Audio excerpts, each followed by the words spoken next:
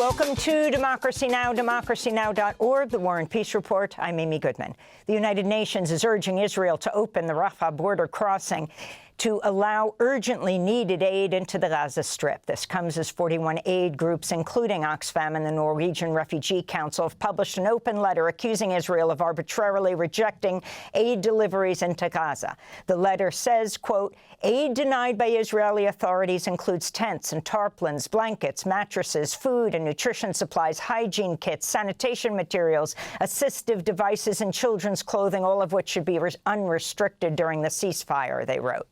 The World Food Program warned it was falling short of its target of sending 2,000 tons of food into Gaza.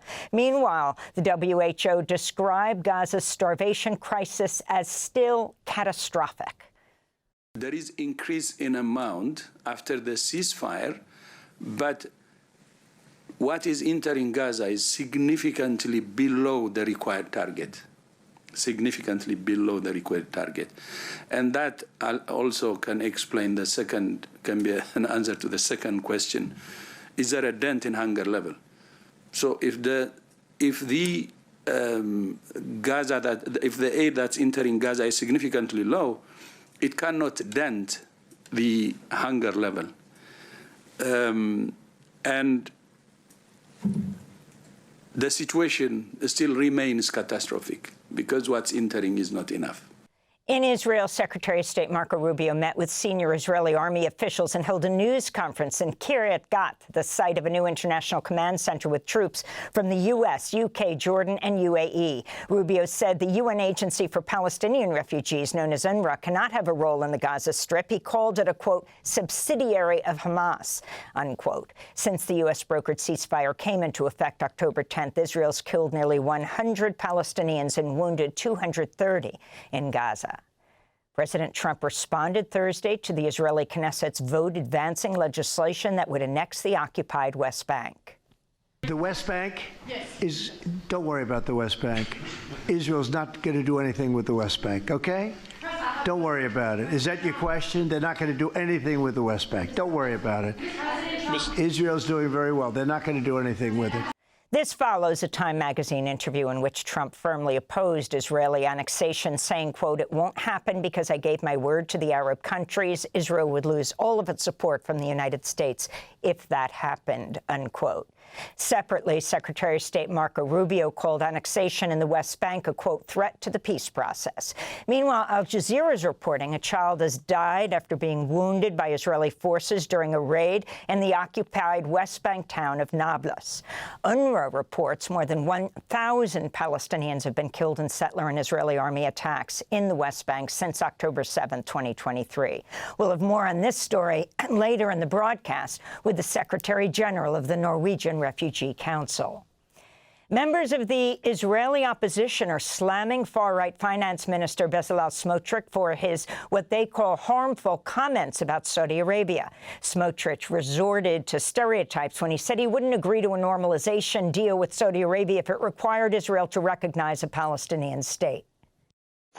If Saudi Arabia says to us normalization in exchange for a Palestinian state, friend, no thank you. Continue riding camels on the sand in the desert. And Saudi Arabia, we will continue to develop, really, with economy and society and state and all the great and wonderful things that we know how to do. Smotrich has since apologized for his comments. This comes as President Trump set to host Saudi Crown Prince Mohammed bin Salman at the White House next month. It will be the Saudi Crown Prince's first visit to the U.S. since the 2018 murder of the columnist Jamal Khashoggi.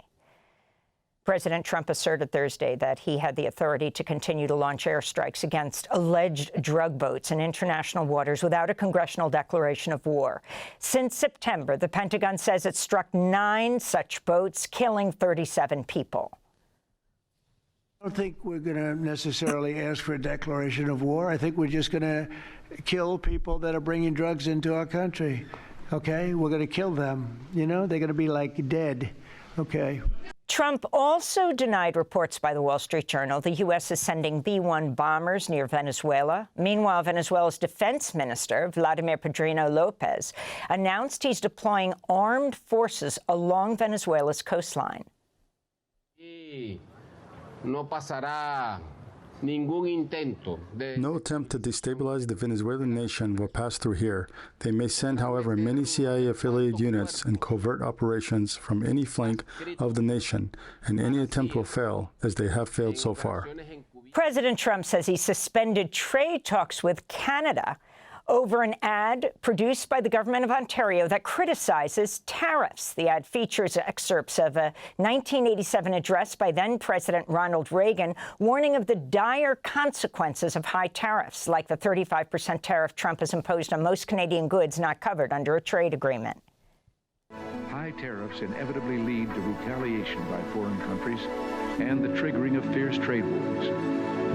Then the worst happens. Markets shrink and collapse, businesses and industries shut down, and millions of people lose their jobs.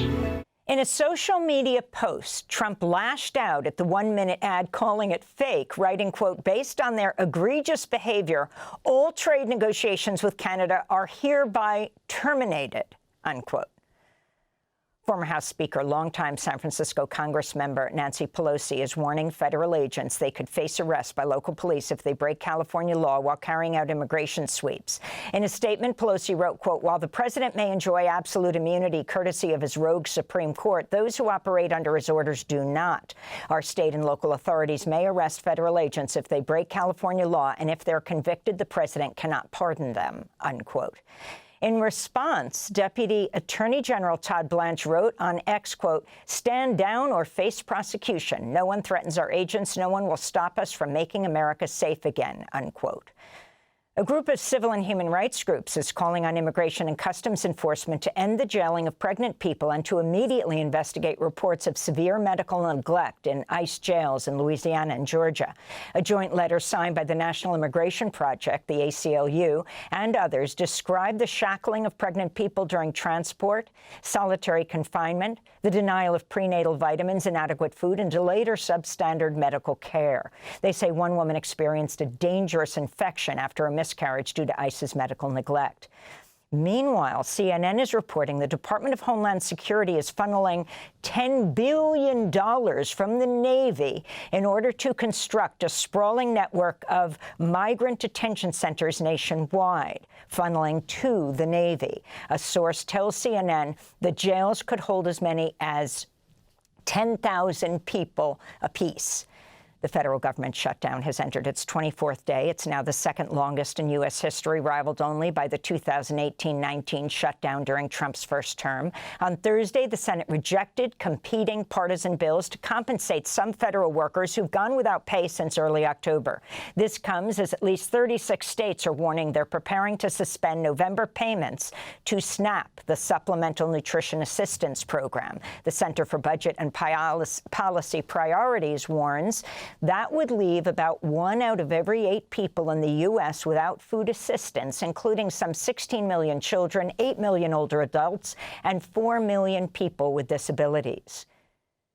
New York Attorney General Letitia James is set to appear in federal court in Virginia today. She's expected to plead not guilty to charges she lied in her mortgage application. James has said that she plans to ask the federal judge to dismiss her case on the grounds the U.S. Attorney in Eastern Virginia, Lindsay Halligan, was unlawfully appointed by President Trump.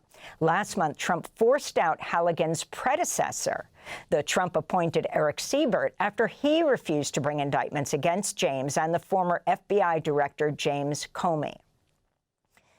The Trump administration finalized plans Thursday to open more than 1.5 million acres of Alaska's Arctic National Wildlife Refuge, UNWR, to oil and gas drilling. The Interior Department also announced the first oil and gas lease sale with the National Petroleum Reserve in Alaska since 2019, and it approved a more than 200-mile industrial road through Alaska's Izembek National Wildlife Refuge. Environmentalists condemned the announcements. In a statement, the Alaska Wilderness League wrote, quote, "Opening the entire coastal plain of the Arctic Refuge to drilling would destroy one of the most ecologically significant landscapes on Earth, the birthing grounds of the porcupine caribou herd, vital habitat for polar bears and migratory birds, and sacred land for the Gwich'in people who have stewarded its resources for millennia," unquote. President Trump Thursday pardoned the convicted founder of the cryptocurrency exchange Binance. Changpeng Zhao pleaded guilty in 2023 to enabling money laundering while he was CEO of Binance. According to the Wall Street Journal, Binance struck a deal with World Liberty Financial, the Trump family's crypto startup, which has generated $4.5 billion since Trump returned to office. Binance also reportedly hired lobbyist Charles McDowell, who's a close friend of Trump's son, Donald Trump Jr. Republican Senator Thom Tillis blasted Trump's pardon, saying it sends, quote, a bad signal. When asked about Zhao's pardon, President Trump said, quote, I don't know, he was recommended by a lot of people. The Trump administration's released a list of wealthy donors and corporations funding President Trump's $300 million construction of a 90,000-square-foot ballroom at the White House. Among the donors are Amazon, Apple, Microsoft, Meta, Palantir, Lockheed Martin, and more. Alphabet, the parent company of Google, is contributing $22 million after settling a lawsuit Trump filed against YouTube for banning him from the platform after he incited his followers to attack the Capitol on January 6, 2021. On Thursday, the Secret Service shut off public access to the Ellipse, a public park adjacent to the White House, and one of the only spots to view the demolition. Photos show the entire East Wing has been knocked down. President Trump says he's canceled plans to send federal forces into San Francisco. On Thursday, Trump wrote on social media he'd been talked out of his plans for what he called a surge after he spoke with his friends, the CEO of NVIDIA, Jensen Huang, and the CEO of Salesforce, Mark Benioff. Trump's sudden reversal came as protesters rallied outside a U.S. Coast Guard base in the San Francisco Bay, where more than 100 federal agents were reportedly preparing to ramp up immigration raids. Police used flashbang grenades to drive protesters away from an entrance as Customs and Border Patrol vehicles drove through. Separately, city officials joined protests at San Francisco City Hall. This is Laura Valdez, Director of Mission Action, which works on behalf of low-income and immigrant communities. Please remember that this might be the start of mass enforcement in our communities, and we need to prepare adequately. And even if it is not the start, we still need to be prepared, and this community is here to back you up. And those are some of the headlines. This is Democracy Now!, democracynow.org, The War and Peace Report. I'm Amy Goodman. Thanks for watching Democracy Now! On YouTube. Subscribe to the channel and turn on notifications to make sure you never miss a video. And for more of our audience-supported journalism, go to democracynow.org, where you can download our news app, sign up for our newsletter, subscribe to the daily podcast, and so much more.